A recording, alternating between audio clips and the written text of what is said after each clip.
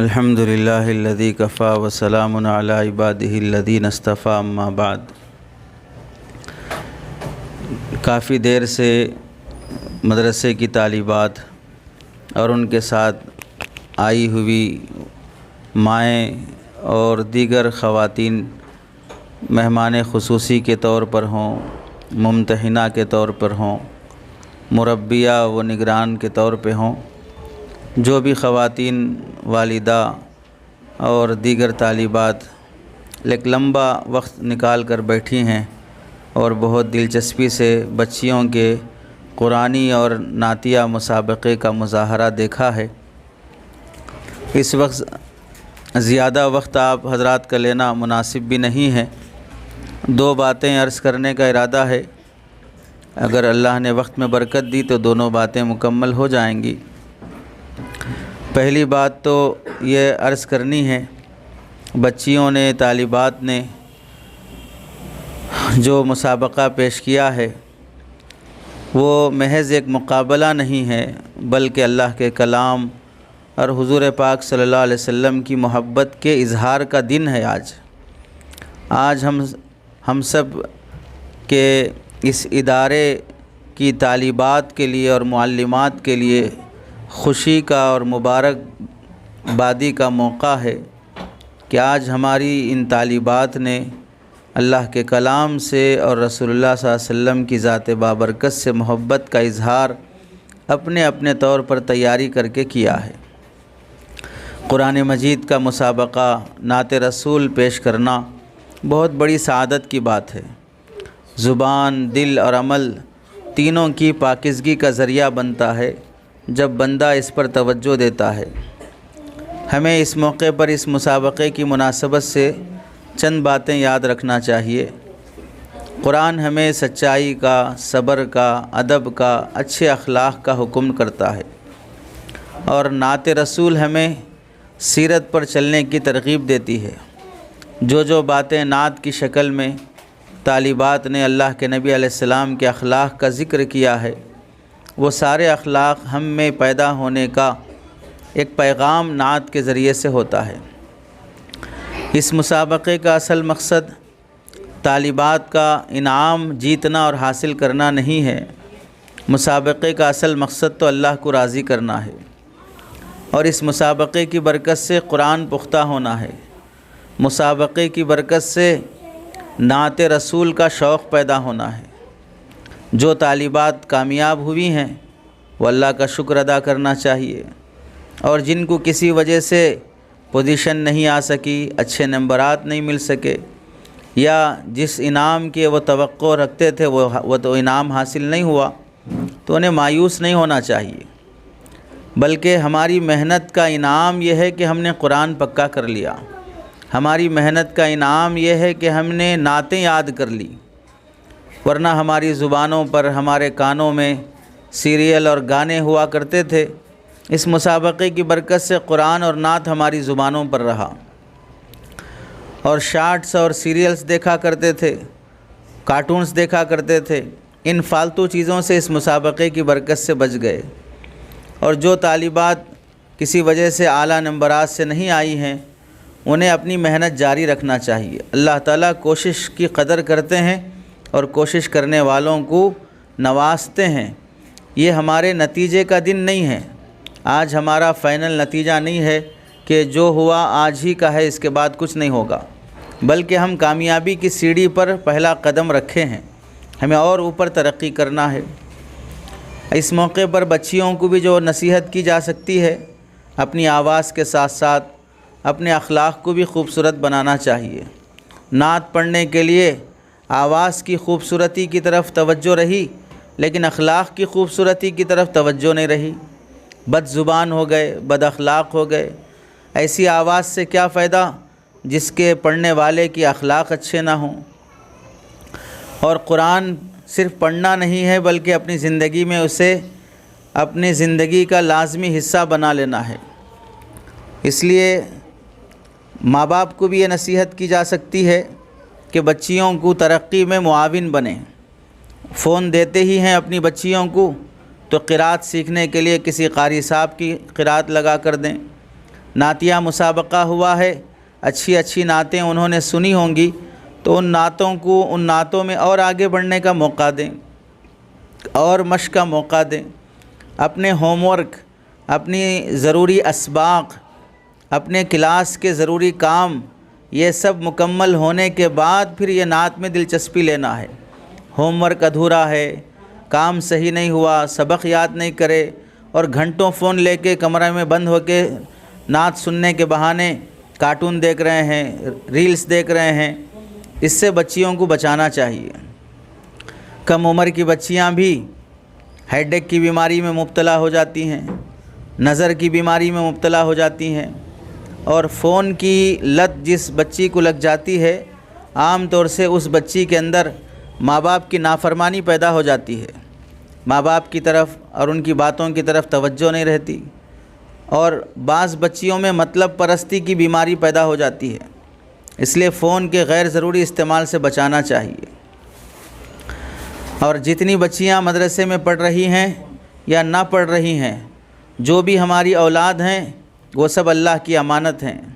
اب ان بچیوں کو اخلاق سکھانا، علم سکھانا، کردار اچھا بنانا، یہ دراصل ہماری پہچان ہوتی ہے۔ ہم اگر اچھے خاندان سے ہیں، اچھے اخلاق والے ہیں، اچھے علم والے ہیں، تو ہم بھی چاہیں گے کہ ہماری اولاد کو بھی ہم اچھے اخلاق دیں، اچھا علم دیں۔ اس واسطے کہ انسان کی عادت ہے جو اس کے پاس ہوتا ہے وہ اسے دوسروں کو شیئر کرتا ہے۔ آپ نے دیکھا ہوگا رمضان کے موقع پر افطار کا سامان بناتے ہیں تو ہمارے گھر میں دہی وڑے بنے ہیں، ہمارے گھر میں حلیم بنی ہے، فلاں مٹھائی بنی ہے، تو دوسروں کو بھی شیئر کرتے ہیں۔ ظاہر سی بات ہے جو ہمارے پاس ہے ہم وہی شیئر کر سکتے ہیں۔ تو اگر ہمارے پاس اچھے اخلاق ہیں، اللہ کا ڈر ہے، تقویٰ ہے، پردہ ہے، حیا ہے، یہ چیزیں ہم اپنی اولاد کو شیئر کر سکتے ہیں۔ ہمارے اندر محنت ہے، بڑوں کا ادب ہے، سچائی ہے، تو ہماری یہ سچائی، یہ حیا، یہ زندگی کی محنت ہمیں اپنی اولاد کو دینا چاہیے۔ اپنے والدین اور اساتذہ کا احترام کرنا سکھانا چاہیے۔ احترام، ادب اور خدمت یہ ایسی چیزیں ہیں کہ اسی کی برکت سے دعائیں نصیب ہوتی ہیں، اور دعاؤں کی بدولت انسان اپنی زندگی میں کامیاب ہوتا ہے۔ علم کے ساتھ اچھے اخلاق کی طرف توجہ دینا چاہیے۔ بچیوں کی طرف بالخصوص بہت کڑی نظر رکھنا ہے۔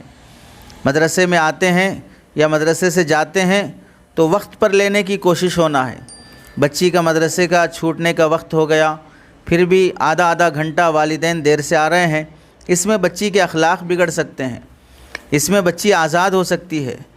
جو علم اخلاق کے بغیر حاصل ہوتا ہے وہ علم انسان کو اللہ کا باغی بنا دیتا ہے، نافرمان بنا دیتا ہے، اسے انسانوں سے نکال کر جانور بنا دیتا ہے۔ اس لیے اس مسابقے کے ذریعے سے قرآن سے جڑنے کا شوق، آگے رمضان المبارک آ رہا ہے تو ہمیں ابھی سے قرآن کی تلاوت کی ترتیب بنانا، قرآن جتنا بچیوں نے حفظ کیا ہے اسے نمازوں میں پڑھنے کا معمول بنانا، نبی کی سیرت کو اپنا نمونہ بنانا۔ ایک اچھی بیٹی وہی ہے جو آگے چل کر ایک اچھی ماں بن سکے، ایک اچھی بیٹی وہی ہے جو آگے چل کر ایک اچھی ماں بن سکے، ایک اچھی بہو اور ایک اچھی بیوی اور ایک اچھی ساس بن سکے۔ اور جو مائیں آئی ہیں ان سے بھی درخواست ہے اپنی بچیوں کو اپنی گود پہلی درسگاہ بنائیں۔ آپ کے پاس سے وہ کیا سیکھ کے آ رہی ہیں، آپ ان کے لیے کتنی بڑی آئیڈیل بن رہی ہیں، آپ کی بیٹیاں آپ کو دیکھ کر کیا سیکھ رہی ہیں، آپ کی زبان سیکھ رہی ہیں، آپ کے اخلاق سیکھ رہی ہیں، آپ سے مصلی پر رونا سیکھ رہی ہیں، آپ سے گھر کی صفائی سیکھ رہی ہیں، آپ سے شوہروں کے اور بڑوں کے ساتھ بات کرنے کا ادب اور سلیقہ سیکھ رہی ہیں۔ ماؤں سے بچیاں کیا سیکھ رہی ہیں؟ کیا پوری ذمہ داری مدارس میں، اسکولوں میں پڑھانے والی باجیوں اور ٹیچروں کی ہی ذمہ داری ہے؟ جنم دینے والے ماں باپ کیا اپنے بچوں کے لیے آئیڈیل اور نمونہ نہیں بن سکتے؟ تو سب سے پہلے اپنے آپ کو اس قابل بنائیں کہ ہماری بچیاں ہم کو اپنا آئیڈیل سمجھیں، آپ کا پیار ملے، توجہ ملے، دعا ملے، اچھا نمونہ بچیوں کے لیے بن کر دکھائیں۔ بچیوں کو صرف ڈانٹنا نہیں ہے، سمجھانا بڑی ذمہ داری ہے، ان کی بات توجہ سے سننا اور ان کے اندر ایک اعتماد پیدا کرنا کہ ہماری بات ہماری مائیں سنیں گی۔ تعلیم اور دینداری دونوں کا توازن رکھا جائے، صرف پڑھائی مقصود نہیں ہے، یہاں سے قرآن پڑھ کے جا رہی ہے لیکن گھر میں نمازوں کا اہتمام نہیں ہے، گھر میں فون گھنٹوں لیے بیٹھی رہتی ہے، گھر میں سہیلیوں کے ساتھ گپ شپ میں لگی رہتی ہے، تو مدرسے سے تعلیم تو حاصل کی لیکن اس تعلیم سے دینداری نہیں پیدا ہو سکی۔ موبائل کے ماحول سے بچانا چاہیے، خود بھی اچھے اخلاق اور صبر کا مظاہرہ کریں۔ یاد رکھیں، ماں کی گود پہلی تربیت گاہ ہوتی ہے۔ اگر گھر میں محبت، ادب اور دینداری ہوگی تو بچی کے اندر خود بخود اچھے راستے پہ چلنے کے جذبے پیدا ہوں گے۔ بچی اور ماں دونوں مل کر ایک مضبوط، با اخلاق اور با کردار نسل تیار کر سکتی ہیں۔ اس لیے اس موقع پر اس مسابقے کے ذریعے سے والدین کو بھی ہدایات ہیں اور بچیوں کو بھی ہدایات ہیں۔ اس مسابقے کو اپنی ترقی کا ذریعہ بنائیں، یہاں پر آ کر مایوس اور نا امید نہ ہو جائیں۔ دوسری بات جو عرض کرنی ہے وہ گزشتہ مضمون کا جو حصہ تھا، حضرت سارہ رضی اللہ تعالیٰ عنہ کا قصہ، کہ ان کی زندگی سے ہم نے کیا سبق سیکھا ہے۔ آج ان کی زندگی کا مختصر سا حصہ بیان کر کے، وقت چونکہ لمبا ہو چکا ہے، طویل گفتگو کرنے کا موقع بھی نہیں ہے، حضرت سارہ رضی اللہ تعالیٰ عنہ کے زندگی کے دوسرے قصے سے ہم سبق سیکھتے ہیں۔ اور یہ قصہ اللہ تعالیٰ نے قرآن مجید میں ذکر فرمایا ہے، وَلَقَدْ جَاءَتْ رُسُلُنَا إِبْرَاهِيمَ بِالْبُشْرَى قَالُوا سَلَامًا، کہ یہ بات پکی ہے کہ اللہ تعالیٰ نے ہمارے نبی حضرت ابراہیم علیہ السلام کے پاس اپنے پیغمبروں کو بھیجا، پیغمبر یعنی فرشتوں کو بھیجا جو انسانی شکل میں آئے اور سلام کرنے لگے۔ اور تھوڑی ہی دیر میں حضرت ابراہیم علیہ السلام نے ان آئے ہوئے مہمانوں کے لیے جو انسانی شکل میں آئے تھے ان کے لیے بھنا ہوا بچھڑا لے کے آئے۔ حضرت ابراہیم علیہ السلام نے ان کے سامنے وہ بھنا ہوا گوشت پیش کیا، تو وہ جو مہمان تھے فرشتے تھے، اور فرشتے کھانا کھاتے نہیں ہیں لیکن آئے انسانی شکل میں ہیں، تو بھنا ہوا گوشت اور اس وقت کی مہمان نوازی جو بھی تھی وہ کھانے کے لیے ہاتھ نہیں بڑھائے۔ تو ابراہیم علیہ السلام نے ان کو اجنبی ایک تعجب کی نگاہ سے دیکھا کہ وہ کیا بات ہے، مہمان کھانا نہیں کھا رہا ہے، دلچسپی ظاہر نہیں کر رہا ہے۔ تو ابراہیم علیہ السلام کو مہمانوں کی اس ادا سے تھوڑا خوف سا محسوس ہونے لگا کہ یہ لوگ ہیں کون، آخر کھانے کیوں تیار نہیں ہو رہے ہیں۔ تو کہنے لگے، حضرت ابراہیم علیہ السلام کے اس خوف کی کیفیت کو دیکھ کر حضرت جو ملائکہ آئے تھے فرشتے، وہ کہنے لگے کہ ابراہیم آپ گھبرانے کی ضرورت نہیں ہے، ہم لوگ حضرت لوط علیہ السلام کی قوم کی طرف بھیجے گئے ہیں، اور اسی موقع پر وہیں حضرت لوط علیہ السلام کی قوم کی طرف بھیجے گئے تھے عذاب کی خاطر، کہ وہ نافرمان بن چکی تھی اور ان کی قوم کو عذاب دینا تھا ان فرشتوں کے ذریعے سے۔ وہیں پر حضرت ابراہیم علیہ السلام کی بیوی حضرت سارہ رضی اللہ تعالیٰ عنہ کھڑی ہوئی تھیں، اور چونکہ فرشتے ہیں، فرشتوں سے پردے کے احکام نہیں ہوتے، انسان سے پردہ کرنا چاہیے، فرشتوں سے پردہ کرنے کا امت کو حکم نہیں ہے۔ اور کیونکہ فرشتے ہمیں نظر بھی نہیں آتے ہیں، اور اگر وہ انسانی شکل میں نظر آ بھی جائیں تو بھی انسان فرشتوں سے پردہ کرنے کا مکلف نہیں ہوتا ہے۔ تو حضرت ابراہیم علیہ السلام کھڑی ہوئی تھیں، وہ حضرت سارہ رضی اللہ تعالیٰ عنہ کھڑی ہوئی تھیں، ابراہیم علیہ السلام اور فرشتوں کی گفتگو سن کر وہ ہنسنے لگیں، اور پوچھا کہ جب فرشتوں نے انہیں مبارکبادی سنائی بیٹے اسحاق کے پیدا ہونے کی اور ان کے بعد یعقوب کے پیدا ہونے کی، تو تعجب سے اور اچنبھا سمجھ کر بولنے لگی کہ کیا اس عمر میں مجھے بچہ ہوگا، حالانکہ میں بوڑھی ہو چکی ہوں اور میرے شوہر بھی بالکل بوڑھے ہو چکے ہیں، یہ تو بہت عجیب بات لگ رہی ہے کہ اس بڑھاپے کی عمر میں آپ لوگ ہمیں بچوں کی خوشخبری سنا رہے ہیں۔ یقیناً اس وقت حضرت ابراہیم کی علیہ السلام کی عمر 90 سال سے اوپر ہو چکی تھی۔ جس آدمی کی عمر 90 سال سے زیادہ ہو گئی ہو، اسے اس عمر میں بچے ہونے کی خوشخبری سنائی جائے، اور ایک ایک بچہ نہیں، دو دو تین تین بچے، تو تعجب تو ہوگا ہی بیوی اور شوہر کو۔ تو فرشتوں نے کہا کہ ہم تو اللہ کے حکم سے خبر سنا رہے ہیں، آپ کو اس پر تعجب کرنے کا کیا مطلب ہے، یعنی اس پر تعجب نہیں کرنا چاہیے، اور چونکہ آپ لوگوں پر اللہ کی خاص توجہ ہے، رحمت ہے، اور یقیناً اللہ تعالیٰ تمام تعریفوں کے قابل ہیں، وہ بڑی شان والے ہیں۔ اور یہ بشارت سنائی حضرت سارہ رضی اللہ تعالیٰ عنہ کو۔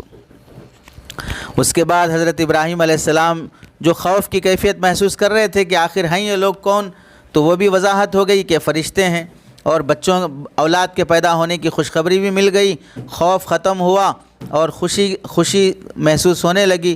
ابراہیم علیہ السلام کی اللہ تعالیٰ نے قرآن مجید میں بہت سے موقعوں پر حلیم ہونے کی، نرم دل ہونے کی، انابت والا ہونے کی تعریف کی ہے۔ یہ قرآن مجید کی چند آیات کا خلاصہ ہے۔ یہاں سے ہمیں دو چار باتیں جو سبق کے طور پر سیکھنا چاہیے۔ حضرت سارہ رضی اللہ تعالیٰ عنہ بہت وفادار بیوی تھیں۔ حضرت ابراہیم علیہ السلام کے ساتھ انہوں نے، جب حضرت ابراہیم علیہ السلام کو لوگوں نے اپنے شہر سے نکال دیا تو حضرت سارہ ایسا نہیں کہا کہ بھئی تمہارے ماں باپ نکال دیے، تمہارے خاندان نے تمہیں دور کر دیا، تمہارے ملک نے تمہیں نکال دیا، تمہارے گاؤں والے تم سے ناراض ہو گئے، اس واسطے اب میں تمہارے ساتھ نہیں رہ سکتی، میں اپنے والدین کے گھر چلی جاؤں گی، تم اپنا دیکھو میں اپنا دیکھوں گی۔ شادی ہو جانے کے بعد شوہر کو ہی اپنا کچھ سمجھنا، یہ وفادار بیوی کی علامت ہوتی ہے۔ ابھی آپ نے دیکھا ہوگا ویڈیو ایک وائرل چل رہا ہے، میاں بیوی میں جھگڑا ہو گیا اور کورٹ تک مسئلہ گیا، تو آج کل چونکہ کورٹ کی عدالتیں بھی خواتین اور عورتوں کی بہت سپورٹ کرتی ہیں، تو خاتون نے اپنے شوہر کے خلاف طلاق لینے اور ڈائیورس کا کیس کیا، اور اس کے بعد پھر مینٹیننس کے نام پر طلاق ہونے کے بعد مجھے ماہانہ اتنا دیا جائے اور ون ٹائم اتنا اماؤنٹ مجھے دیا جائے، اور لاکھوں کا دعویٰ اس نے کیا۔ جب کورٹ میں پہنچے تو شوہر کو چونکہ اس طرح کے ظالمانہ حرکتیں معلوم تھیں، تو شوہر نے اپنے نام کی پوری پراپرٹی اور پورے کاغذات، پورا اکاؤنٹ سب اپنے والدہ کے نام کر دیا، اور شوہر خود فقیر ہو گیا، کچھ بھی نہیں اب اس کے پاس۔ اب جب عدالت میں کورٹ کے سامنے آیا، عورت دعویٰ کر رہی کہ مجھے 10 لاکھ چاہیے، 5 لاکھ چاہیے اور ماہانہ اتنا مینٹیننس چاہیے، تو شوہر کہہ رہا کہ میرے پاس کچھ بھی نہیں ہے، جو ہے میرا دیکھ لیں آپ، میرے اکاؤنٹ میں کیا ہے، میرے نام پہ کچھ ہے۔ جب پولیس نے تحقیق کیا تو پتہ چلا اس کے نام پہ ایک پیسہ بھی نہیں ہے۔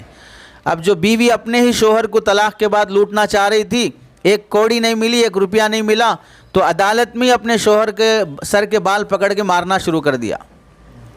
آپ اندازہ کریں، ایسے میاں بیوی ہوں یا ایسی بیویاں ہوں جو شوہروں کو اینٹنا چاہتی ہوں، لوٹنا چاہتی ہوں، تو کہاں سے خاندان پنپے گا؟ حضرت ابراہیم علیہ السلام کی زوجہ مطہرہ حضرت سارہ رضی اللہ تعالیٰ عنہ کی زندگی سے سبق ملا کہ گاؤں والوں نے نکال دیا، ہجرت کرنا پڑا، عراق چھوڑنا پڑا، تو اپنے شوہر کے ساتھ اپنا گاؤں اور شہر چھوڑنے تیار ہو گئے، اور مصر سے جب گزرنے لگے تو وہاں پر بادشاہ نے ظلم کیا۔ حضرت سارہ رضی اللہ تعالیٰ عنہ کو بلا کر ان کی عزت پر ہاتھ ڈالنا چاہا، اللہ نے وہاں ان کی حفاظت فرمائی۔ پھر وہاں سے فلسطین چلے گئے، بیت المقدس کے قریب حبرون نامی ایک شہر تھا اس زمانے میں، حضرت ابراہیم اور حضرت سارہ رضی اللہ تعالیٰ عنہ وہاں زندگی گزارنے لگے۔ حضرت سارہ رضی اللہ تعالیٰ عنہ کی عمر تقریباً 77 ایئرس 77 سال ہو چکی تھی، اور اس وقت تک ان کے گھر میں کوئی اولاد نہیں تھی۔ اللہ کا کرنا ایسا ہوا کہ حضرت حاجرہ رضی اللہ تعالیٰ عنہ جو دوسری خاتون تھیں حضرت ابراہیم علیہ السلام کی، ان کے گھر میں اولاد ہو گئی، ان کے یہاں بچہ ہوا۔ تو ایک دن حضرت ابراہیم علیہ السلام فلسطین میں بیٹھے ہوئے تھے، 3 مہمان آئے، تو پوچھا ہے مہمان کون ہیں؟ آنے والے مہمان انسان کی شکل میں تھے، اللہ کے فرشتے تھے، حضرت جبرائیل علیہ السلام، حضرت اسرافیل علیہ السلام، حضرت میکائیل علیہ السلام، یہ تینوں مہمان بن کے آئے تھے۔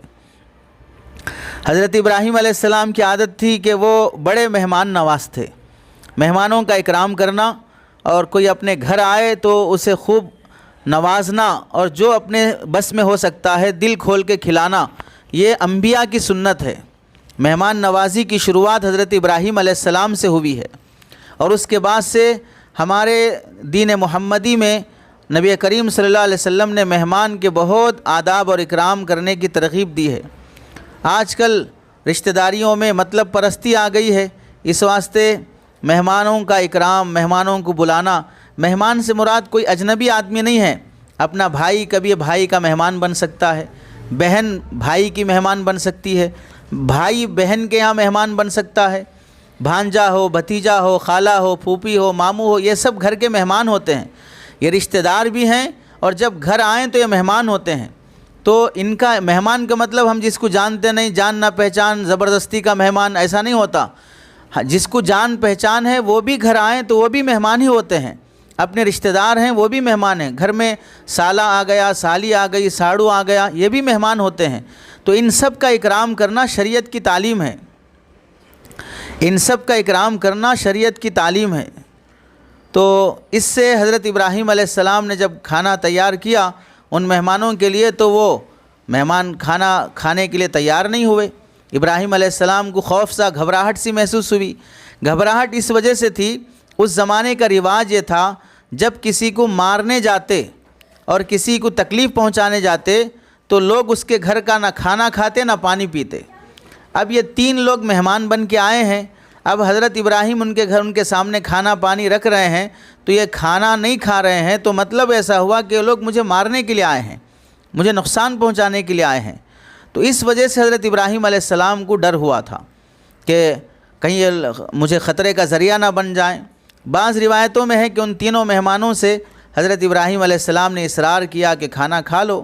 مہمان کہنے لگے کہ ہم مفت کا کھانا نہیں کھاتے، آپ پہلے قیمت لے لیں تو ہم کھانا کھائیں گے۔ ابراہیم علیہ السلام نے فرمایا ہاں اس کھانے کی قیمت ہے۔ مہمان نے پوچھا کیا قیمت ہے؟ ہم قیمت دینی پڑے گی تو دے دیں گے، فوراً ادا کر دیں گے۔ ابراہیم علیہ السلام نے فرمایا اس کی قیمت یہ ہے، کھانے کے کھانا کھانا شروع کرنے سے پہلے اللہ کا نام پڑھو اور کھانا کھانے کے بعد الحمدللہ کہہ کے اللہ کا شکر ادا کرو، بس یہی میرے کھانے کی قیمت ہے۔ تو گویا کہ کھانے سے پہلے اور کھانے کے بعد کی دعا بھی حضرت ابراہیم علیہ السلام نے اس وقت سے شروع فرمائی۔ حضرت جبرائیل علیہ السلام نے اپنے دونوں ساتھی جو فرشتے حضرت اسرافیل حضرت میکائیل تھے ان سے کہا دیکھو یہ بات ہے کہ یہ اللہ کا بندہ اپنی محنت کی کمائی ہمیں کھلا رہا ہے، اور جب ہم اس سے قیمت پوچھ رہے ہیں تو یہ ہم سے پیسہ دینار درہم سونا چاندی مانگنے کے بجائے یہ اللہ کی تعریف چاہ رہا ہے کہ اللہ کا نام لے کے کھاؤ، اللہ کا شکر ادا کرو۔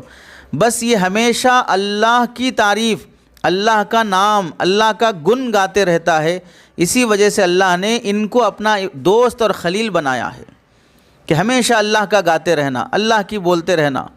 تو اس سے ہمیں معلوم ہوا کہ جو جتنا اللہ کا ہوتا ہے، اللہ اس کے ہوتے تو ہیں ہی، اللہ ساری مخلوق کو بھی اس کا بنا دیتے ہیں۔ ابھی حال میں دیکھ لیجئے محبوب العلماء والصلحاء حضرت جی پیر ذوالفقار صاحب نقشبندی مجددی رحمۃ اللہ علیہ دنیا سے تشریف لے گئے۔ ہمارا ان سے کوئی خاندانی رشتہ نہیں ہوگا، دنیا کے کتنے علاقے کے مسلمان وہ ہیں جو دیکھنے کے لیے ترستے تھے، بات کرنے کے لیے ترستے تھے، ان کے بیانات اور ان کی کتابیں کتنے شوق سے پڑھتے۔ دنیا کے ایسے کنارے بھی گئے، ناروے جہاں پر 6 مہینے دن 6 مہینے رات ہوتی ہے، وہاں جب حضرت پہنچے تو وہاں پر دیکھا کہ ایک مسجد میں امام صاحب حضرت کی کتاب پڑھ رہے ہیں، یعنی دنیا کے کنارے میں بھی حضرت کی لکھی ہوئی کتابیں تعلیم کی جا رہی، مسجد میں اس کی تعلیم ہو رہی ہے۔ تو اللہ کے بندے جب اللہ کے ہو جاتے ہیں تو اللہ ان کے ہو جاتے ہیں اور دنیا کو ان کے حوالے کر دیتے ہیں۔ دوسری چیز ہمیں یہ بھی سیکھنے کو ملا کہ جب ہم کھانا کھاتے ہوں تو آداب کا لحاظ رکھیں۔ حضرت ابراہیم علیہ السلام نے فرشتوں سے یہی کہا، کھانا کھانے سے پہلے اللہ کا نام اور کھانا کھانے کے بعد اللہ کی تعریف۔ تو ہمیں کھانے کے آداب اپنی اولاد کو سکھانا چاہیے۔ آپ نے اللہ کے راستے میں جماعت میں وقت لگایا ہوگا، آپ میں سے بعض خواتین جانتی ہوں گی، عام طور سے ناشتے میں ہو سکتا ہے کہ آداب کا مذاکرہ نہ ہوتا ہو، ظہر کا کھانا ہوتا ہے تو اس سے پہلے کھانے کے آداب کا مذاکرہ ہوتا ہے، اور رات کا کھانا ہوتا ہے تو اس سے پہلے بھی آداب کا مذاکرہ ہوتا ہے۔ سکھائے جاتے ہیں کہ کھانے کے آداب کیا ہیں، سونے کے آداب کیا ہیں۔ گھروں میں بھی کم از کم ہفتے میں ایک بار تو کوئی کتاب لے کے بیٹھیں، اپنی اولاد کے ساتھ، اپنی بہو بیٹی کے ساتھ، اپنے بیٹے داماد کے ساتھ بیٹھیں اور ان کے سامنے آداب پر لکھی ہوئی کوئی کتاب پڑھیں کہ آج ہمارے یہاں دعوت ہے، آپ سب حضرات کے لیے مندی بنائی گئی ہے، بریانی بنائی گئی ہے، آپ تشریف لائیں۔ اور کھانا جب نکالا جاتا ہے، شور شرابہ، بچے چیخ رہے ہیں، فلاں کر رہے ہیں، فلاں ہو رہا ہے، کبھی ایسا نہیں ہوا ہوگا دیندار سے دیندار لوگوں کے گھرانے میں بھی کبھی پورے 12-15 آداب جو کھانے کے ہیں وہ بیان کیے گئے سب کے سامنے، پھر اس کے بعد کھانا شروع ہوا ہو۔ کیا دینداری ہے جناب؟ کہاں سے دین سیکھیں گے؟ کیا یہ کوئی عیب کی بات ہے کہ دسترخوان بچھ گیا، کھانا لگ گیا، سب لوگ بیٹھ گئے، ایک بندہ ہاتھ میں کتاب لے کے کھڑا ہوا اور وہ کھانے کے آداب پڑھ رہا ہے تاکہ آج ہم کھانا سنت کے مطابق کھائیں۔ آج ہم جو آداب پڑھ رہے ہیں ان میں سے چند آداب ہمیں یاد ہو جائیں اور ان آداب کی روشنی میں ہم کھانا کھائیں۔ کبھی ایسا کر لیتے کہ اپنے گھر کے بچوں سے کہتے کہ میں ایک ادب بولتی ہوں، تم دوسرا ادب بولو، تم تیسرا ادب بولو۔ ایسے آداب اپنے بچوں کو سکھائے جاتے۔ دراصل ہم اپنی اولاد کو دیندار بنانے کا ارادہ کریں گے، اللہ ایسے ایسے آئیڈیے ہمارے ذہنوں میں ڈالیں گے جس سے ہم اپنی اولاد کی صحیح تربیت کر سکتے ہیں۔ ورنہ دیکھیں بچے 15 سال کے ہو جاتے ہیں، ایک بار بھی ان بچوں کو ان کے ماں باپ نے قرآن حدیث کی روشنی میں کتاب ہاتھ میں پکڑ کر کھانے کے آداب سکھائے نہیں ہوں گے۔ جب بچہ کھانا گرا دیتا ہے، پانی گرا دیتا ہے، بائیں ہاتھ سے کھاتا ہے اور دسترخوان پر تماشے کرتا ہے، ایک چانٹا کھینچ کر مار دیتے ہیں اور پھر کہتے ہیں کہ ادب سے کھاؤ، سلیقے سے کھاؤ۔ بھئی تم نے سکھایا کب اسے ادب؟ بیٹھنا کیسے کب سکھایا؟ کھانا کیسے کب سکھایا اور کتنی بار سکھایا؟ کون سی کتاب ہاتھ میں پڑھ کے سکھایا؟ تمہیں خود بھی نہیں معلوم، تمہیں تمہارے ماں باپ نے چانٹا مار کے سکھایا، اب وہی وراثت اپنی اولاد میں منتقل کر رہے ہو۔ تو کھانے کے آداب مستقل، سونے کے آداب مستقل، کپڑے پہننے کے آداب مستقل سکھانے چاہیے۔ اس سے ہمیں سبق ملا، یہ فرشتوں کا، یہ انبیاء کا عمل ہے۔ حضرت ابراہیم نے آداب سکھائے فرشتوں کو اور بتایا کہ کھانے کی قیمت یہ ہے کہ اللہ کا نام لے کے کھاؤ اور کھانے کے بعد اللہ کا شکر ادا کرو۔ کھانے سے پہلے سے کم بسم اللہ تو پڑھ لو، یا بسم اللہ و برکت اللہ پڑھو، یا بسم اللہ الرحمن الرحیم پڑھو۔ یہ سب چیزیں ثابت ہیں۔ اللہ کے نبی علیہ السلام کا واقعہ ہے، حضرت عمر بن سلمہ رضی اللہ تعالیٰ عنہ فرماتے ہیں، میں بچہ تھا، اللہ کے نبی علیہ السلام کی پرورش میں تھا۔ ایک مرتبہ کھانے کے وقت میرا ہاتھ برتن میں چاروں طرف گھومنے لگا، کبھی یہاں سے اٹھا کے کھاتا، کبھی وہاں سے اٹھا کے کھاتا۔ بڑے بڑے تھال میں کھائے جاتے تھے، آج کی طرح ہر ایک کے لیے الگ الگ برتن نہیں تھا، ایک بڑا تھال ہوتا، اسی میں 4-5 آدمی بیٹھ کے کھاتے۔ اور یہ برکت کا راستہ ہے، برکت کا طریقہ ہے، اس سے محبت بڑھتی ہے۔ کھانا جب کم ہو تو اس طرح سب ایک ساتھ بیٹھ کے ایک بڑے تھال میں کھا لیں، اس سے اللہ تعالیٰ برکت دیتے ہیں، محبت بڑھتی ہے۔ میاں بیوی کو بعض مرتبہ ایک برتن میں کھانا چاہیے۔ عام طور سے شادی کے شروع میں ایک برتن میں کھاتے ہیں، اس کے بعد برتن کیا بستر بھی الگ ہو جاتے ہیں، کمرے بھی الگ ہو جاتے ہیں، منہ دیکھنا نہیں چاہتے ہیں، رات غصے میں گزر جاتی ہے۔ تو یہ آداب سے زندگیوں میں سکون آتا ہے۔ آداب نہیں ہوں گے زندگیاں بے چین رہیں گی۔ تو اللہ کے نبی علیہ السلام نے ان صحابی سے فرمایا، بیٹا بسم اللہ پڑھ کر کھاؤ اور اپنے دائیں ہاتھ سے کھاؤ، اور برتن میں وہاں سے کھاؤ جو جگہ تمہارے نزدیک ہے، یعنی اپنے سامنے سے کھاؤ۔ سکھایا آپ نے آداب۔ اس کے بعد سے وہ صحابی ہمیشہ اسی عادت کے مطابق کرتے رہے، اور کھانے کے بعد دعا سکھانی چاہیے، الحمدللہ الذی اطعمنا وسقانا وجعلنا مسلمین۔ اب یہاں پر 2 باتیں ایسے ہی سمجھ لیں، کوئی گناہ کی بات نہیں ہے، اصلاح ہو جائے تو اچھی بات ہے، قدر کرنا چاہیے۔ صحیح دعا جو کھانے کی ہے بسم اللہ و برکت اللہ ہے، بسم اللہ و علی برکت اللہ نہیں ہے، یہ صحیح دعا ہے۔ صحیح دعا بسم اللہ و برکت اللہ ہے، بسم اللہ و علی برکت اللہ نہیں ہے۔ اگر پڑھ لیتے ہیں تو ٹھیک ہے، پڑھ لو بھائی، کوئی مسئلہ نہیں ہے۔ حدیث سے جو ثابت ہے بسم اللہ و برکت اللہ ہے۔ دوسرا ایسے ہی کھانے کے بعد جو پڑھتے ہیں الحمدللہ الذی اطعمنا وسقانا وجعلنا مسلمین، یہ دعا ہے۔ وجعلنا من المسلمین یہ دعا نہیں ہے۔ تو جو صحیح دعا ہے وہ سیکھنا چاہیے۔ اگر نہیں وجعلنا من المسلمین پڑھتے ہیں ثواب تو مل جائے گا، لیکن صحیح دعا مل جاتی ہے تو قدر کر لینی چاہیے۔ دوسری دعا بھی حدیث میں آئی ہے، الحمدللہ الذی اطعم وسقا وسوغہ وجعل لہ مخرجا۔ تمام تعریفیں اس اللہ کے لیے جس نے کھلایا پلایا اور آسانی سے حلق کے نیچے اتارا اور اس کھانے کے معدے میں ہضم کر کے نکلنے کا راستہ بھی بنایا۔ ابھی دیکھیں ہمارے صوبہ آندھرا پردیش کے ایک بڑے بزرگ تھے، حضرت مولانا عبد الوہاب صاحب رحمۃ اللہ علیہ، دعوت و تبلیغ کے بڑے فکرمند اور ذمہ دار علماء میں سے تھے، دنیا سے رخصت ہو گئے، اللہ حضرت کے درجات کو بلند فرمائے۔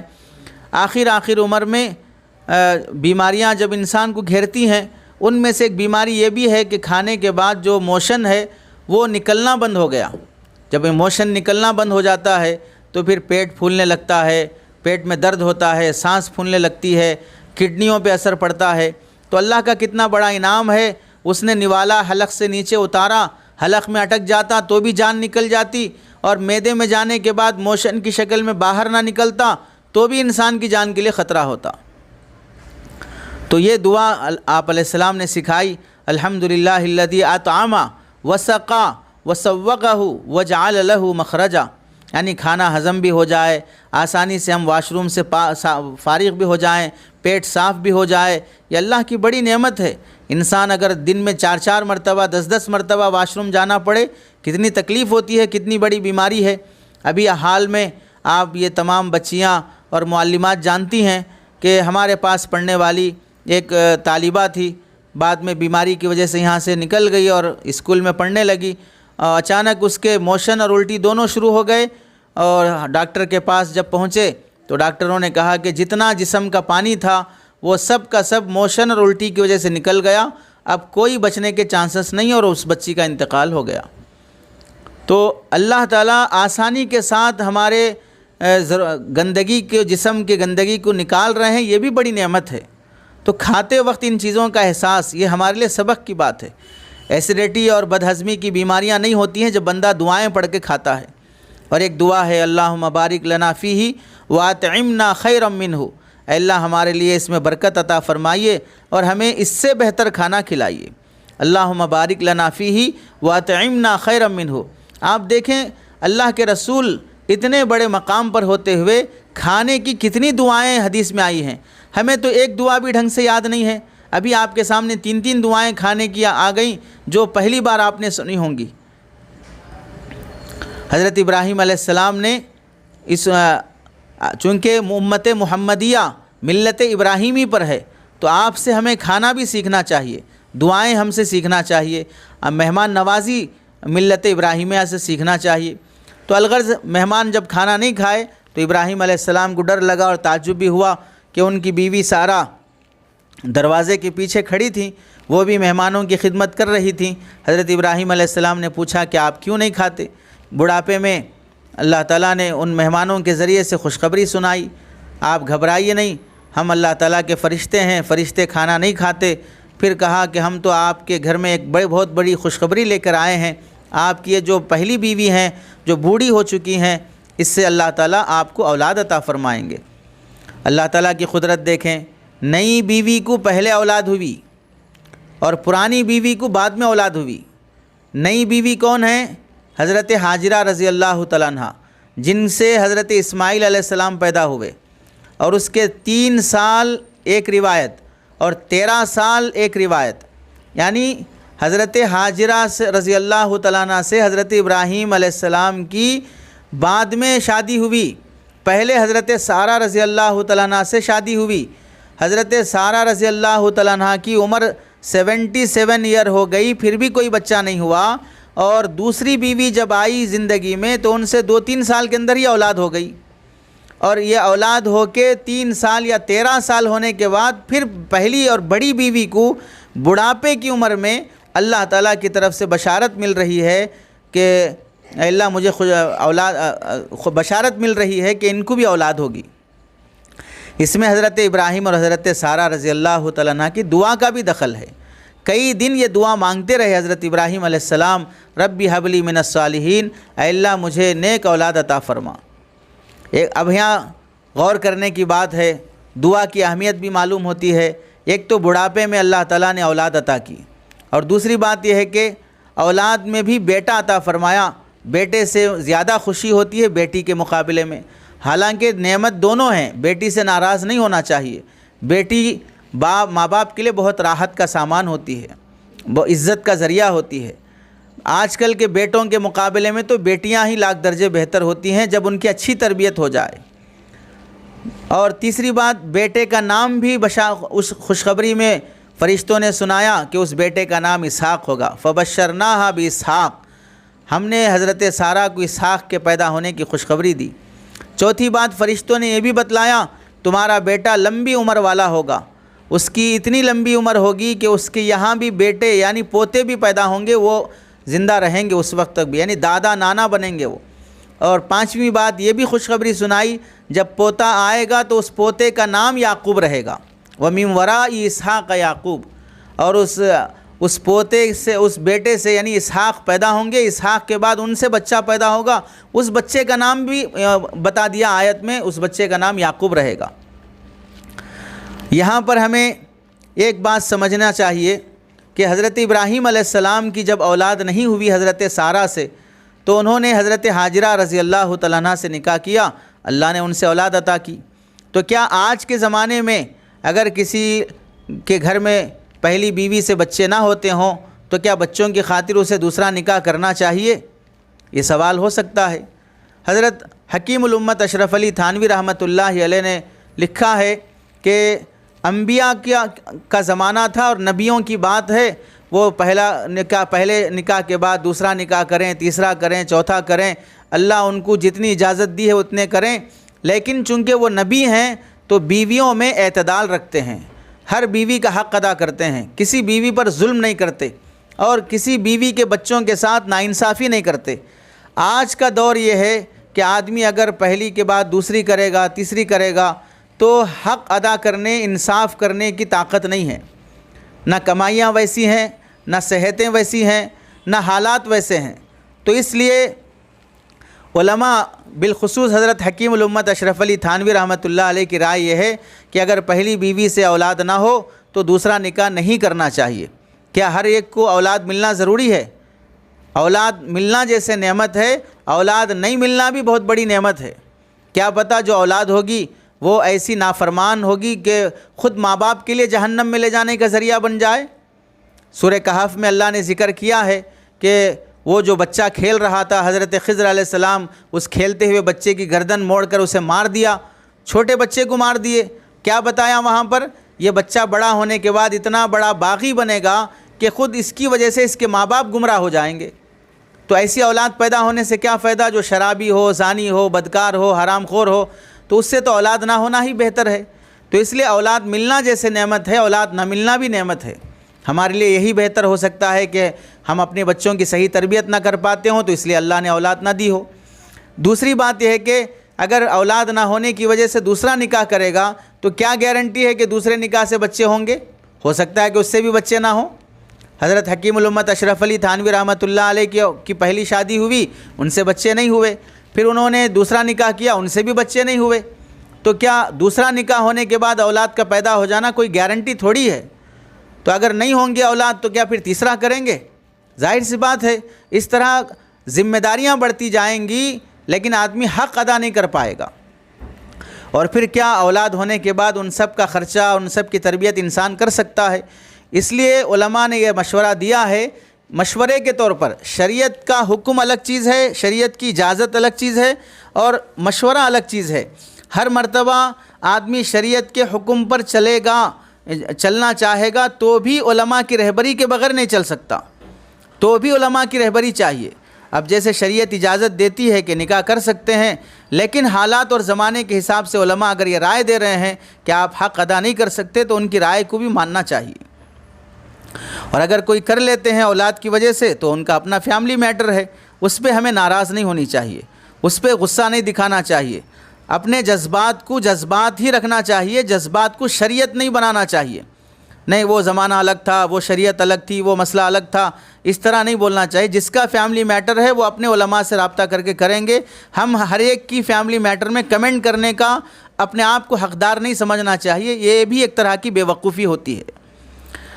یہاں دوسری بات ہمیں سمجھنا چاہیے کہ جب فرشتے مہمان بن کے آئے تو حضرت سارہ رضی اللہ تعالیٰ عنہ جو بیوی ہیں حضرت ابراہیم علیہ السلام کی، وہ خدمت کر رہی تھیں اور دروازے کے پیچھے تھیں، لیکن جب پتہ چل گیا یہ تو اللہ کے فرشتے ہیں اور فرشتوں سے پردہ نہیں ہوتا تو وہ سامنے آ گئیں۔ اس سے معلوم ہوا کہ آنے والے مہمانوں سے پردہ کرنا چاہیے، اور اصل دیندار گھرانہ وہ ہے جس کی گھر کے اندر پردہ ہوتا ہو۔ گھر کے باہر تو عام طور سے مسلمان پردہ کرتا ہی ہے، یعنی جاہل سے جاہل، گوار سے گوار، بے نمازی گھرانے کی عورتیں بھی جب گھر سے باہر نکلتی ہیں تو عام طور سے برقع پہن کے ہی نکلتی ہیں۔ بغیر برقعے کے کون سے مسلمان گھرانے کی نکلتی ہیں؟ ہو سکتا ہے 30-40% ایسی بے حیا، بے شرم، بد اخلاق، بدتمیز، بدمعاش قسم کی خواتین ہوں گی جو بغیر برقعے کے باہر نکلتی ہوں گی اور اسے آزادی سمجھتی ہوں گی، لیکن عام طور سے جو مسلمان گھرانے کی عورتیں ہوتی ہیں وہ گھر سے باہر نکلتی ہیں تو پردہ کرتی ہیں۔ دینداری یہ ہے کہ گھر میں بھی جب ہوں، دیور سے، جیٹھ سے، چچیرے، خلیرے، ممیرے، تائرے، بھائیوں سے بھی پردہ کریں۔ چنانچہ یہاں مہمان کے طور پر فرشتے آئیں تو حضرت ابراہیم علیہ السلام کی گھر والی نے پردہ کیا، اور جب معلوم ہوا کہ فرشتے ہیں، انسان نہیں ہیں، تو پھر وہ فرشتوں کے سامنے آئیں، چونکہ فرشتوں سے پردہ نہیں ہے۔ حضرت سارہ رضی اللہ تعالیٰ عنہ سامنے آ کر ہنس پڑی۔ قرآن کہتا ہے وَامْرَأَتُهُ قَائِمَةٌ فَضَحِكَتْ، ان کی بیوی سارہ کھڑی ہوئی تھیں اور ہنسنے لگی۔ ہنسنا اس بات پر ہوا کہ اس بڑھاپے میں اولاد ملے گی۔ عورت کی عمر 77 ہو چکی ہے، آج کے زمانے میں 40 سال کی عمر ہو جاتی ہے خاتون کی تو عام طور سے اولاد کے قابل نہیں رہتی۔ وہ پرانا زمانہ تھا، مان لیں 70-80 سال ہو گئے تو بھی کیا اولاد ہو سکتی ہے؟ تو اس پر تو تعجب ہوگا ہی۔ یا لیتنی اَأَلِدُ وَأَنَا عَجُوزٌ وَهَذَا بَعْلِي شَيْخٌ یا ویلتا اَأَلِدُ وَأَنَا عَجُوزٌ وَهَذَا بَعْلِي شَيْخٌ إِنَّ هَذَا لَشَيْءٌ عَجِيبٌ۔ تو تعجب سے کہنے لگی میں تو بوڑھی عورت ہوں اور میرے شوہر حضرت ابراہیم بھی بوڑھے ہو گئے، پھر ہمارے گھر میں کیسے بچہ ہوگا؟ یہ تو بڑی عجیب بات لگ رہی ہے۔ فرشتوں نے کہا اتعجبین من امر اللہ، تم اللہ کے معاملے میں تعجب کرتی ہو؟ تم تو اللہ کے نبی کی بیوی ہو، نبی کے گھر میں تو ایسی نئی نئی چیزیں اور معجزات آئے دن ہوتے رہتے ہیں۔ معجزہ کسے بولتے ہیں؟ جو انسان نہیں کر سکتا اللہ کر دکھاتے ہیں۔ تو اس عمر میں بچے نہیں ہو سکتے لیکن اللہ نے دیا ہے، تو اس پر تم نبی کی بیوی ہونے کے بعد تعجب کرنے کا کیا مطلب؟ اس سے معلوم ہوا دیندار گھرانے کی عورتوں کا ایمان عام گھرانے کی عورتوں سے پختہ ہونا چاہیے۔ علماء اور حفاظ اور ائمہ اور مفتیان اکرام کے گھرانے کی عورتوں کا ایمان عام گھرانے کی عورتوں سے مضبوط ہونا چاہیے۔ ایسا نہیں کہ عام گھرانے کی عورتیں جیسا مال کے لیے پریشان ہیں، سیلری کے لیے پریشان ہیں، روزی روٹی کے لیے پریشان ہیں، اللہ پہ بھروسے کا نام نہیں ہے، ہمیشہ شکوے شکایتیں ہیں، ویسا ہی دیندار گھرانے اور علماء برادری کے گھرانے کی عورتوں میں ہے تو فالتو ہے، خاک ہے۔ کیا فلاں مولانا کی، فلاں عالم صاحب کی، حافظ صاحب کی، فلاں دیندار کی، فلاں داعی اور تبلیغی کی بیوی ہو کے کیا فائدہ ہوا؟ کیا ایمان سیکھا اپنے شوہر سے؟ اس سے ہمیں سبق ملا کہ دیندار اور اہل علم کے گھرانوں کی عورتوں کا ایمان، حوصلے، ارادے مضبوط ہونے چاہیے، یقین پختہ ہونا چاہیے۔ حضرت اسحاق علیہ السلام کی پیدائش کی بشارت ملی، اسحاق علیہ السلام پیدا ہوئے، اسحاق علیہ السلام کی عمر بڑی، اللہ نے لمبی عمر عطا کی، پھر ان کے ذریعے سے بیٹے یعقوب علیہ السلام پیدا ہوئے، یعقوب علیہ السلام کے بعد ان کے ذریعے سے یوسف علیہ السلام پیدا ہوئے۔ اس طرح یہ پورا نبیوں کا خاندان بنا، ایک نبی کے بعد دوسرے نبی، دوسرے کے بعد تیسرے نبی۔ حضرت یعقوب علیہ السلام کے 12 بیٹے ہوئے اور ان سے بنی اسرائیل کا خاندان چلا۔ آج جو یہودی کہلاتے ہیں وہ سب کے سب حضرت یعقوب علیہ السلام کے خاندان سے ہیں۔ حضرت ابراہیم علیہ السلام کی دوسری بیوی ہاجرہ کے بیٹے حضرت اسماعیل علیہ السلام ہیں۔ حضرت اسماعیل علیہ السلام کی اولاد سے ہمارے آخری نبی حضرت محمد مصطفیٰ صلی اللہ علیہ وسلم پیدا ہوئے۔ اور فلسطین میں حبرون نامی ایک شہر جہاں حضرت ابراہیم علیہ السلام ہجرت کر کے آئے تھے، وہاں ایک مسجد ہے، اس کا نام مسجد الخلیل ہے۔ وہاں حضرت ابراہیم علیہ السلام کی قبر ہے، قبر اطہر ہے۔ اس کے پاس حضرت سارہ رضی اللہ تعالیٰ عنہ کی بھی قبر ہے، اور اس کے تھوڑا آگے حضرت اسحاق علیہ السلام کی قبر ہے، اس کے پاس حضرت اسحاق علیہ السلام کی بیوی کی بھی قبر ہے۔ جو حضرات ملک شام کا سفر کرتے ہیں، انبیاء کے قبروں کی زیارتیں ہوتی ہیں۔ اس قصے سے ہمیں حضرت سارہ رضی اللہ تعالیٰ عنہ کے اس قصے سے جو سبق ہمیں ملا ہے اس کا خلاصہ یہ ہے، پہلی بات کہ بیوی کو وفادار ہونا چاہیے، مطلب پرست نہیں ہونا چاہیے۔ جو حالات شوہر پر آئیں ان حالات کو جھیلنا اور صبر کرنا چاہیے۔ نمبر 2، مہمان آئیں تو ان کا اکرام کرنا چاہیے۔ مہمان گھر آتے ہیں تو گھر میں جو چیز بھی تیار ہو پہلی فرصت میں اسے خدمت کے لیے پیش کرنا چاہیے۔ مہمان بھوکے ہوں، سفر سے آئے ہوں، پھر بعد میں دوسری چیز تیار کر کے فرصت سے کھلائیں، لیکن فی الفور جو حاضر ہے اسے پیش کرنا چاہیے۔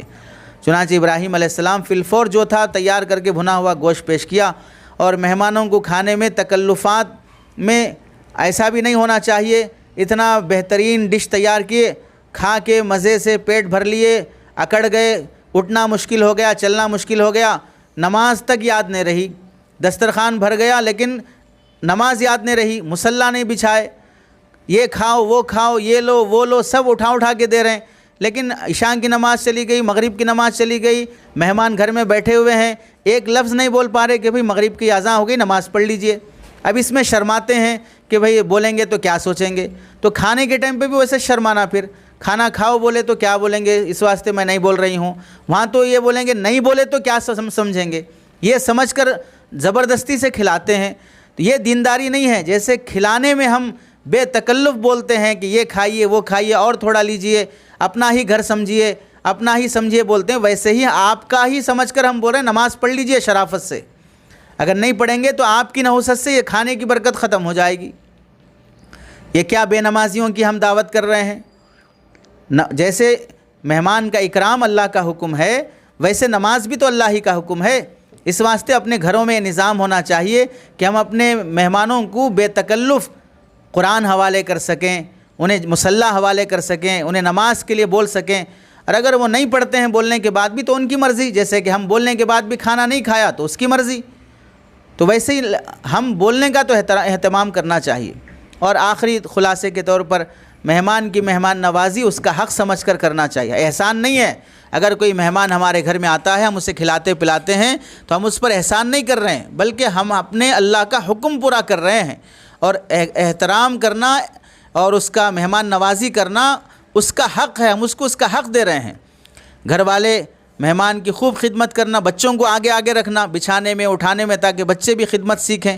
مہمان جب تک رہے تو اس کے ساتھ اچھا سلوک کرنا، مہمان کے سامنے اپنے بچوں کو ڈانٹنا نہیں چاہیے، مارنا نہیں چاہیے، چیخ و پکار نہیں کرنا نہیں چاہیے۔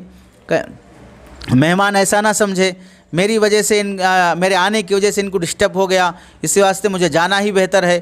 بعض مرتبہ ایسا بھی سنا ہے، آج تو نہیں ہوتا، مہمان کو گھر سے بھگانا ہو تو چیخ پکار شروع کر لیتے، مہمان خود بیزار ہو کے گھر سے باہر نکل جاتا۔ ایسی حرکتیں نہیں ہونی چاہیے، عام طور سے ہوتی بھی نہیں ہیں۔ مہمان کو الوداع کرنے کے لیے گھر کے دروازے تک جانا چاہیے، عورت ہے تو عورت اپنے مہمان جو خاتون ہے اس کو رخصت کرنے دروازے تک جائے، مرد ہے تو مرد جائے، مرد کو رخصت کرنے کے لیے عورت کو جانے کی اجازت نہیں ہے، حرام اور ناجائز ہے۔ آپ علیہ السلام کی سنت ہے مہمان کو رخصت کرنے کے لیے گھر کے دروازے تک جانا۔ اور مہمان کے لیے بھی چند آداب کا لحاظ رکھنا چاہیے۔ میزبان اگر دعوت دے تو قبول کرنا چاہیے، دعوت اگر جائز اور حلال مال سے ہے، سنت کے مطابق ہے تو قبول کرنا سنت ہے۔ اجازت اور ملاقات کے آداب کی رعایت رکھنا، میں آپ سے ملنے کے لیے آنا چاہ رہا ہوں، کتنا ٹائم آپ کے پاس ہے، اتنی دیر میں بیٹھ سکتا ہوں، اتنا ٹائم میرے پاس ہے، یا آپ جتنا وقت بتائیں گے اتنی دیر مل کے میں چلے جاؤں گا۔ نہیں ہمارے ہی آدمی ہیں بول کے گھنٹے گھنٹے بیٹھے رہے، اب وہ بیچارہ رعایت میں اپنا کام نہیں کر رہا ہے، اس کو سونا ہے، اس کو لیٹنا ہے، کھانا ہے، کچھ بھی کرنا ہے، تو اب سامنے کوئی آدمی بیٹھا ہے تو تکلف سے نہیں کرتا، تو جس کے یہاں بھی جائیں تو اپنا ٹائم بتا دینا چاہیے، میں اتنے وقت کے لیے آیا ہوں، میرے پاس اتنا ٹائم ہے، یا ان کا وقت معلوم کرنا چاہیے کہ آپ کے پاس جتنا وقت ہے، اگر مجھے 10 منٹ کی اجازت ہے تو 10 منٹ رہوں گا بس، اس سے زائد اگر بیٹھنا تو پھر دوبارہ اجازت لینا چاہیے۔ یہ آداب ہیں اصل۔ ہم چونکہ دین پڑھے نہیں ہیں، انگریزوں کو دیکھ کے سمجھتے ہیں کہ اتنے منٹ میں حاضر رہنا، تو وہ کمپنیوں کے ماڈل کو دیکھ کے سمجھتے ہیں وہ لوگ بہت سسٹمیٹک رہتے ہیں۔ ارے وہ سسٹمیٹک نظام اسلام کا سکھایا ہوا ہے، تم مسلمان ہو کہ اسلام پڑھے نہیں ہو اور ان کے سسٹم کو دیکھ کے ان سے متاثر ہو رہے ہو۔ کھانے پینے کے آداب بھی سیکھنا چاہیے۔ میزبان پر مہمان کو بوجھ نہیں بننا چاہیے، یہ بناتے تو اچھا تھا، وہ رہتا تو اچھا تھا، مطالبے نہیں کرنا چاہیے۔ میزبان کے گھر میں اپنے بچوں کو آزاد نہیں چھوڑنا، بچے ہیں لڑ لیتے رہتے، کھیل لیتے رہتے، ایسا نہیں، اپنے بچوں کو کنٹرول کرنا۔ جیسے ہم اجتماع میں آئے، پروگرام میں آئے، ایسے آزاد نہیں چھوڑ دینا کہ یہ توڑ دیے، وہ پھوڑ دیے، وہ کھینچ دیے، نہیں سوری کچھ بھی نہ کو سمجھو بچے ہے، ارے سوری سے پھوٹی ہوئی چیز واپس آئے گی، پھر کنٹرول کیوں نہیں کر لیتے؟ یہ سکھانا چاہیے، کسی کا نقصان نہ ہو جائے گھر جانے کے بعد۔ اب تو وہ نہیں ٹھیک ہے کوئی بات نہیں، بچہ ہے چھوڑو جان دے، یہ بول کے نرم پڑ جاتے، خاموش رہ جاتے۔ جب مہمان گھر سے چلے جاتے تب بول لیتے کہ خالی پلی سر میں درد آگے سب خراب کر کے چلے گئے، اب وہ غیبت کا گناہ ہو گیا۔ تو اس واسطے اپنے بچوں کو ہم آداب سکھا لینا چاہیے، تاکہ بعد میں کوئی بندہ گناہ میں نہ پڑے اور کسی کے مال کا نقصان نہ ہو۔ اور جس کی وجہ سے بعض مرتبہ ایسا ہوتا، نہیں بلانا بھائی، کس کو بھی آئے تو یہ توڑ دیتے، وہ پھوڑ دیتے، کچھ بھی کھلانا رہا تو ہوٹل میں بھجا کے کھلا دیں گے، ایسے خیال نہیں پیدا ہو۔ اور مہمان کا شکر بھی ادا کرنا چاہیے جب اس نے ہمارا اکرام کیا ہے۔ تو یہ چیزیں ہمیں حضرت سارہ رضی اللہ تعالیٰ عنہ کے اس قصے سے ملی ہیں کہ وفادار بیوی بننا چاہیے، شوہر کی مصیبتوں میں ساتھ رہنا چاہیے، اور بڑھاپے میں اولاد ہو سکتی ہے، یعنی نہیں ہونے والی بات بھی اللہ تعالیٰ اپنی قدرت سے کر کے دکھا سکتے ہیں، اور اگر پہلی بیوی سے اولاد نہ ہو تو دوسرا نکاح کرنے میں علماء کا مشورہ لینا چاہیے، جلد بازی کر کے عورتوں کے حقوق میں کوتاہی اور ان پر ظالم نہیں بننا چاہیے۔ جو مرد حضرات اب کسی عالم کی تربیت میں رہے بغیر وہ دوسرے تیسرے نکاح کا قدم اٹھائیں، عام طور سے ان کی زندگیوں میں سکون ختم ہو چکا ہے، وہ ایک طرح کا داغ اور دھبہ بن گئے ہیں اسلامی احکام کے لیے، ان کی وجہ سے لوگ اسلام کے شعائر پر انگلیاں اٹھاتے ہیں۔ اس لیے علماء کی تربیت میں چلنا چاہیے۔ اللہ سے دعا ہے کہ اللہ تعالی ہم کو انبیاء کی خواتین اور قرآنی خواتین سے ملنے والے اسباق سے ہماری زندگیوں میں تبدیلی کے فیصلے فرمائے۔ آمین۔ وآخر دعوانا ان الحمد للہ رب العالمین۔